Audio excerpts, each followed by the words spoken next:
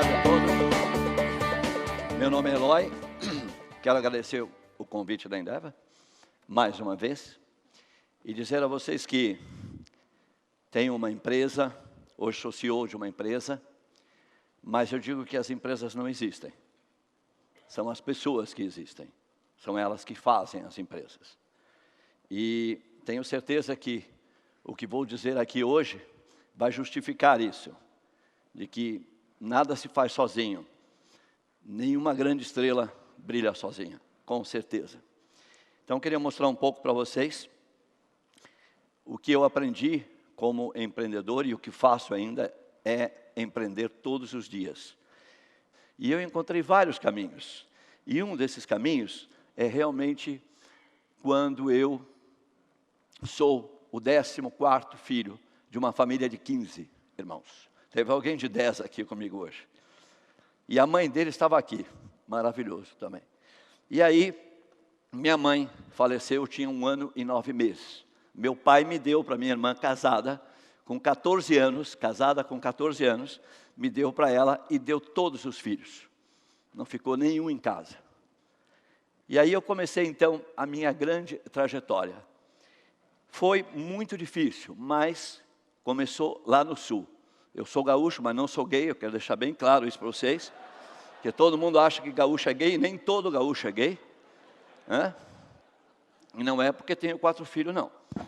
Mas a ideia é que eu, aos 6 anos de idade, então, com essa minha irmã, ela trabalhava fora, ele também. Ele bebia um pouco, infelizmente, ele bebia um pouco, e ele incomodava um pouco. E aos 6 anos de idade, a gente mudou para Porto Alegre. E aos 8 anos de idade, eu comecei já a vender pastéis na rua. Minha irmã fazia pastéis e me dava numa caixa de marmelada, uma fita grande aqui, de tabletes de marmelada, e eu ia vender na rua. E eu vendia na cabeceira do aeroporto Salgado Filho, bem ali, na Sertório, e eu olhava a pista, eu falei, um dia eu vou trabalhar nesse negócio. Um dia eu vou trabalhar nesse negócio. Então, os sonhos da gente, eles vêm de infância ou não, mas todos aqui têm uma oportunidade de empreender da mesma forma que eu tive. E eu vendi pastéis até os 8 anos e meio. E eu era gago, muito gago. Então, os caras brincavam, vai mamar no bode, não me enche o saco aqui. Mas eu vinha para casa e eu fugia um pouco. Meu irmão mais velho, Jorge, ele era cobrador de ônibus.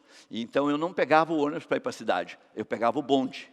E minha irmã, não sei, descobria, quando eu chegava em casa, vendendo ou não vendendo, eu apanhava. Então, eu resolvi um dia, que esse meu cunhado bebeu muito, e me deu uma garrafa de vinho que ele me dava, 5, 6 horas da tarde, e vai buscar pinga para mim, pinga com laranja espremida. E um maço de cigarro Lincoln, os velhos aqui já sabem o que eu estou falando. E eu joguei tudo fora e fugi de casa. E aí fugi de casa e eu tinha ouvido falar em São Paulo, é lá que você vai, é lá que você vai vencer, é lá que está a grande oportunidade. Gago, um calção, que lá era calção, né? Na minha época era calção, uma blusa e uma 7 vida. Quem sabe aqui é uma alpargata hoje, né? Uma 7 vida. Naquela época era 7 vida. E eu fugi então, pela primeira vez para São Paulo. E aí eu fui pegando carona. Eu fui, de uma maneira ou de outra, pegando caronas. E com 8 anos e pouco, sem dúvida alguma, eu tinha um pouco de receio. Mas eu fui parando, mentindo muito. A minha mulher diz que eu minto até hoje. Mas eu mentia que eu tinha uma tia na próxima cidade e vim. Quando eu cheguei pela primeira vez aqui em São Paulo, na Praça da Sé, o juizado me pegou. Me botou num ônibus à noite, viação Minuano, não existe mais.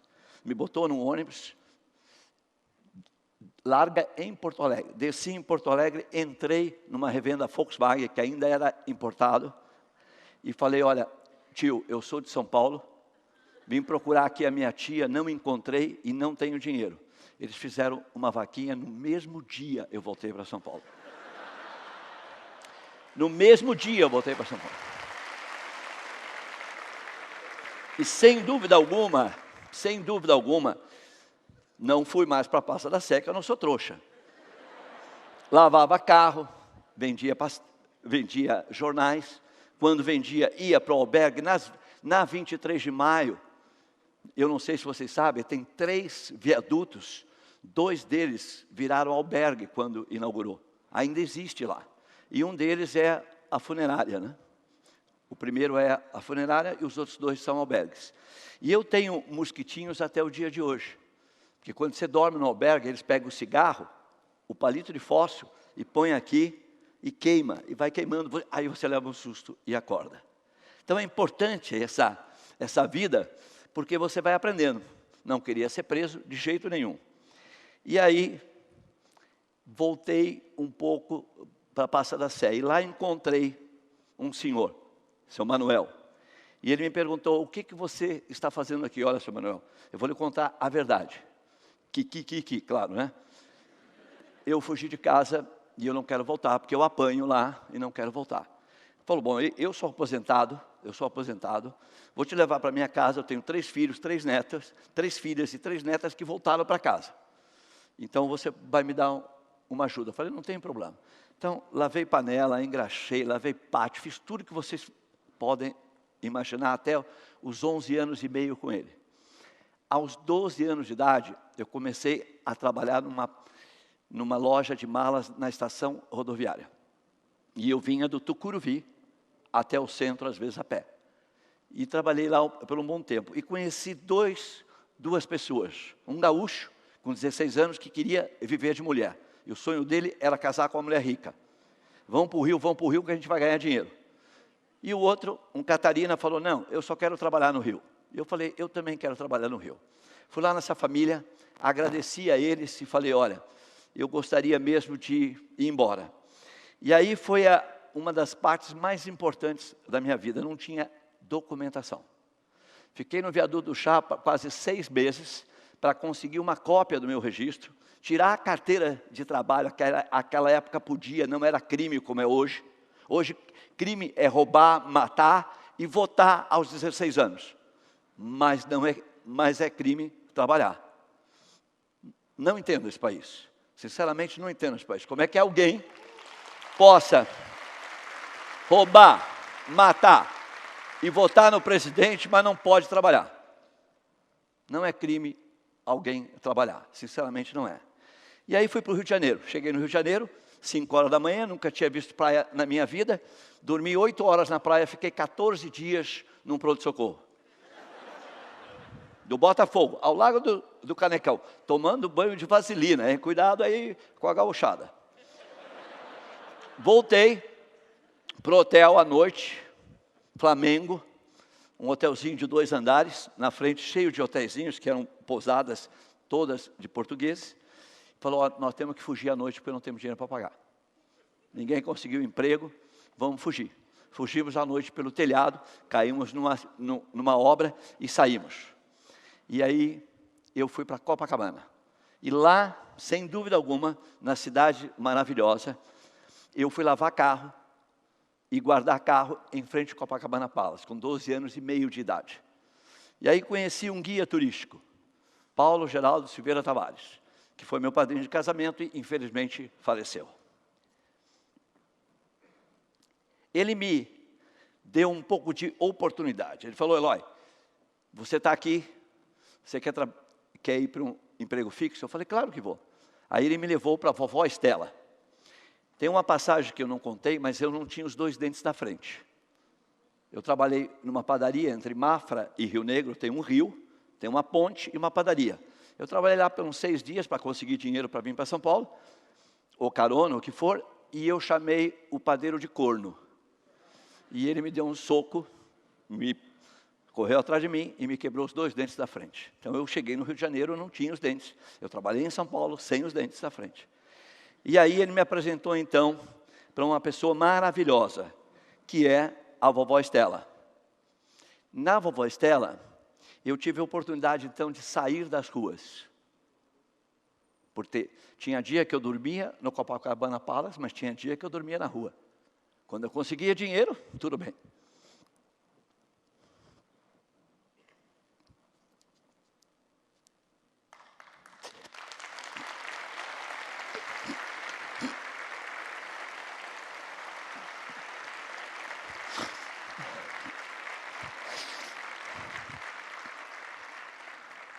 E ela disse a mim, tudo bem, você vai dormir nesse sofá. Era um sofá de 2 lugares. Você vai arrumar os dentes e vai parar de falar caça, carção, soldado. Esse era o meu... Lembra que nunca mais voltei à escola. Dona Estela me levou na universidade. E lá arrumei meus dentes, como cobaia. Todo mundo é cobaia aí, cuidado, hein? Não riu, não. E aí eu tive a oportunidade, então, de aprender a ser um office boy. Aprender a falar o português correto. Ela era muito braba, Dona Estela. Muito braba. Mandou o marido embora e tudo. E ela falou, Eloy, português correto. Dedicação. Meu café da manhã às 8 da manhã, pronto. Batidinho. Nesse café, um pouquinho de água e leite. Todo dia pela manhã. Escovar os dentes. E eu comecei, então, a visitar a Brandif todos os dias, a Panam, a Varg, e eu comecei depois a emitir bilhete. E fiquei lá até os 12 anos de idade. Aliás, até os 17 anos de idade. Quando minha irmã, saindo de Porto Alegre para aventurar aqui em São Paulo com 6 filhos já. Um marido bêbado ainda e meu irmão maior bêbado também. Porque meu irmão maior cantava em boate e ele só cantava se estivesse bêbado. Lembra um pouco Nelson Gonçalves, assim um pouquinho. E aí não tinha jeito. Eu tive uma trajetória extremamente difícil, mas eu posso dizer para vocês que foi uma grande oportunidade para mim. Porque eu consegui fazer muita coisa. E das coisas que eu fiz, tudo eu aprendi. Aprendi. De que se para conseguir alguma coisa, você tem que guardar a sua humildade. A arrogância é a maior ignorância de alguém. E eu sempre guardo isso hoje comigo. Às vezes eu brigo com muita gente, depois eu vou lá, desculpa aí. Porque é fundamental que uma pessoa como eu sobreviva num momento tão difícil que eu tinha como vida. Então eu fiz tudo, office boy, lavei, vendi porta-vaso, vendi porta-vaso é pesado, é de ferro. Fiz tudo na vida, obra, porto, trabalhei em porto, eu fiz tudo para sobreviver aqui em São Paulo. E eu vim para cá com uma idade crítica, muito crítica, de 17 para 18, quartel. Entrei no quartel e viram que eu tinha uma dificuldade. De novo, mais uma dificuldade. Eu estava com sífilis no sangue. E aquela época era muito difícil. E meu sonho era ser da PE, né? Então, eu estava no quartel da PE, mas fui mandado embora pelo 3º dia, depois, antes de cortar o cabelo. Me deram 72 bezetacil e falou, vai embora, desgraçado. E eu fui embora e eu fui me curar. E, consequentemente, mais um caminho. Eu acho que todos os dias nós temos esse caminho. E, consequentemente, eu entendi que vou continuar a minha vida de vendedor. Eu acho que sempre eu fui um vendedor. Encontrar o caminho todo dia. E eu encontrei na atividade de turismo um jeito de vender. Porque entendi que as agências de viagem, na maioria, são compradas. Elas não sabem vender. Prestam um bom serviço, mas não sabem vender. E eu achei que, sinceramente, o meu dom, além da indústria, que eu gosto muito, que vocês sabem que eu fugi então com 8 anos, porque eu já gostava de viajar. Eu adoro o que eu faço, sou louco pelo que eu faço. Um empreendedor é fundamental isso, acreditar no que gosta e ir atrás. Não desistir nunca. Pode dar um passo para trás, mas depois 2 para frente. Não desistam. Vão atrás do sonho de vocês. Mas entendi que um empreendedor, ele precisa ser vendedor. Eu acredito que um empreendedor tenha que vender o que ele construiu, o que ele sonhou, o que ele empreendeu. Não para vender no dia seguinte a empresa, mas vender o produto, o serviço que ele criou, que ele empreendeu. E criar até a família como eu. Eu criei 4 filhos, eu tenho filhos de 42 anos, 41 anos, 37 anos, de 34 e 5 netos. E agora vou para o 6º neto. Eu fiquei rico no negócio? Não. Eu constituí a família, eu fiz o meu negócio. Eu vi muitos ricos infelizes e conheço muitos ricos infelizes. E vocês também. Então o dinheiro, ele divide, mas ele aumenta a sua visão como família, como cidadão, como ser humano. Aliás, a palavra ser humano é bem clara. Nós queremos ser humano, ainda não somos. que matamos uns aos outros. É muito importante o que eu estou falando, mas nós temos que aprender muito ainda sobre isso, sobre o ser humano. E eu tenho, nessa vida, tudo que eu faço, eu vendo. Tudo que eu faço, eu vendo. Só não vendi a mulher ainda, os filhos, nem os netos, isso eu não quero vender. Aliás, vocês viram que eu não casei, então, com mulher rica, coisa nenhuma, né? Mas, aos 50 anos, na idade do lobo, a minha mulher descobriu que eu tinha uma namorada e me mandou embora. E aí pegou um bom advogado e me tirou quase tudo. Aliás, é uma advogada, é muito famosa aqui em São Paulo. E eu fiquei só com 51% da empresa que eu queria. Então, fiquei pobre de novo e comecei tudo de novo. Porém, o que eu posso dizer para vocês, que lá daquele aprendizado que eu tive, lá daquele aprendizado de estar na rua, eu falei, aonde eu comecei minha empresa nova, aonde lá, daquela dificuldade que eu tive, que muitos de vocês terão, que é o começar dentro de uma sala, com uma pessoa sozinho, sem investimento, e alguns de vocês podem ter ou não podem ter, mas não devem desistir.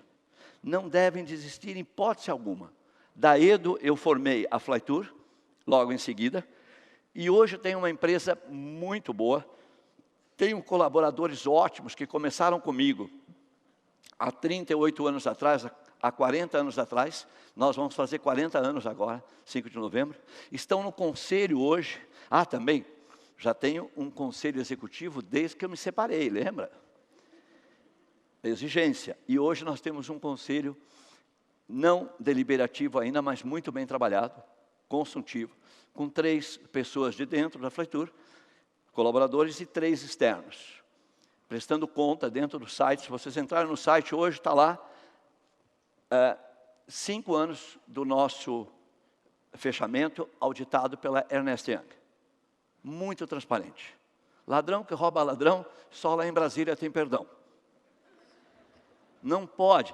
Nós temos que pensar que os americanos chegam aqui, investem milhões, e nós não investimos no Brasil. Nós não acreditamos no nosso país. Nós acreditamos pouco no país. Nós temos que acreditar mais em nós primeiro e depois no Brasil. Esse é um país de oportunidade. Alguém como eu, que não estudou, cheguei aonde cheguei, e ainda vou mais longe. Eu estou com 64 anos e não comecei ainda. Alguém está cansado aí? Não comecei ainda. Então não tenham medo de que eu tenha começado com 24 anos, um investimento próprio. Perdi vários negócios, quase quebrei, em 90 quase quebrei, passei por todos os planos, mas eu briguei com 2 concorrentes meus, e eu fiquei devendo naquela época 3,5 milhões de dólares, vendi 14 apartamentos num dia, e comecei minha empresa de novo, não quebrei. Quebrar uma empresa hoje, e ficar com imóvel, com patrimônio, é no mínimo uma burrice.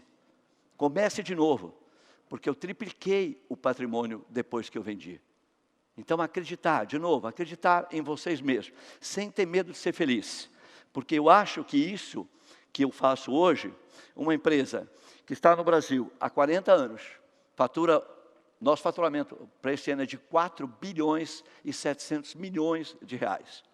5 milhões de passageiros prestados serviços pela empresa. Eu presto serviço na internet, como B2B, e fisicamente com as lojas, com os franqueados. E não tenho medo de dizer para vocês aonde eu quero chegar. Nós queremos chegar, sem dúvida alguma, a faturar 9 bilhões e 400 em 2018, sem medo de ser feliz, 5 mil empregos, porque isso é que tira a violência desse país. Nós não temos emprego ainda, nós não temos educação, e eu acho que isso é importante. Nós temos hoje 13 salas de treinamento no Brasil, eu acredito muito nisso. Quando eu olho aquelas salas lotadas, eu choro, porque é maravilhoso saber que você está capacitando alguém, que está te ajudando, que te trouxe até aqui, que sem dúvida alguma, eu não faria absolutamente nada sem eles. A gente usa muito bem peopleware, software e hardware. É um tripé bastante interessante, principalmente para mim. Eu ainda escrevo errado, eu ainda não sei quando é vírgula, quando é ponto, Eu não sei quando é N, quando é M. Eu não sei quando é C cedilha e quando é S. Isso quer dizer, o people were. As pessoas me trouxeram até aqui. Acreditaram no meu sonho. Muitas pessoas acreditarão nos sonhos de vocês. Não tenham medo. Não tenham mesmo. Nenhum medo. E, consequentemente, o que me trouxe até aqui, claro que foi esse sofá, em todas as fly tour, eu tenho esse sofá. Inclusive eu entro pela manhã, na fly tour, e passo por ele. Olho para ele, porque às vezes eu venho muito puto na rua, né? Olho para ele e já fico humilde. Na hora. Lembro de onde saí. Ah, desculpe. Casei com a minha mulher de novo, realizei o meu sonho e fiquei rico.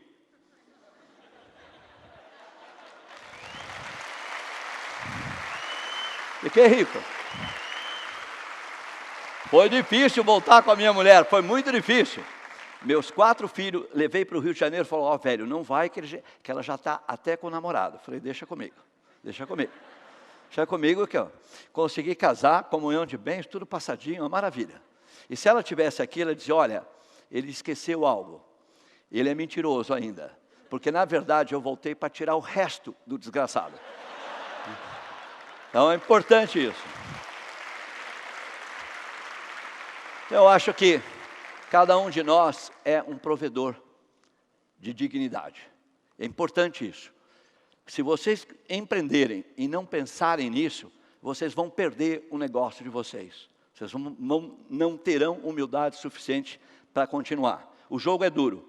E agora eu estou muito feliz porque a gente conseguiu passar isso para um instituto social, onde nós estamos capacitando lá para o primeiro emprego. Lembra o meu primeiro emprego, como foi? Calça, calção, soldado? Muitos meninos ainda têm hoje, de 14 a 15 anos, que não podem trabalhar, que ainda fala velho, mano, e a gente está trabalhando eles 6 meses. Temos um grupo agora, exatamente agora, um grupo de 115 adolescentes, onde a gente quer trazer eles para a indústria do turismo, com o nosso corporativo todo, juntamente com a Prefeitura e o Senac. Nós estamos fazendo esse trabalho. São 115, vão se formar 6 meses de aula, 3 horas e meia por dia, tudo financiado pela dona Tony, minha esposa, e eu. Não incluímos a empresa nisso. Achamos que é um dever meu como cidadão fazer isso. Aliás, eu acho que é um dever de todos nós, fazer a nossa parte também, socialmente falando. Então, quero dizer para vocês que me sinto muito feliz, que quero dizer mais ainda, que Deus abençoe todos vocês e que vocês não deixem de realizar o sonho de vocês. Mas eu diria para vocês não pensarem muito. E para acabar uma história, eu tinha uma avó, como eu fui um neto muito tardio, eu tinha uma avó com 94 anos. Ela tomava mate e chimarrão. E um dia eu fui para a casa dela e ela me disse, eu era muito jovem, e ela me disse, vai buscar para a vovó a minha água para tomar o meu mate. E aí eu fui buscar a água, vinda com ela, quase perto dela, estourou a latinha de azeite, que tinha um arame, e me queimou toda a perna. E a vovó me botou no colo e disse assim, olha meu neto, está vendo esses pés de laranja, mexerica, que lá é mexerica, né? Bergamota, desculpe. Quando a vovó morrer, para de chorar, porque quando a vovó morrer, a vovó vai deixar tudo para você. Ora, a filha da puta morreu, não me deixou um pé de laranja. Então, por favor, não espere pela vovó. Que Deus abençoe vocês. Muito obrigado.